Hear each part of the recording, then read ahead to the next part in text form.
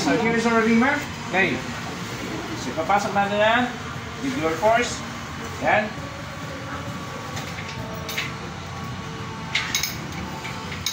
Yan. Diba?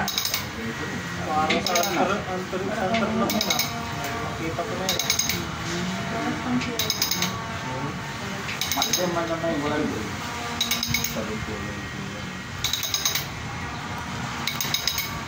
So, tulak na lang. Tulak na lang.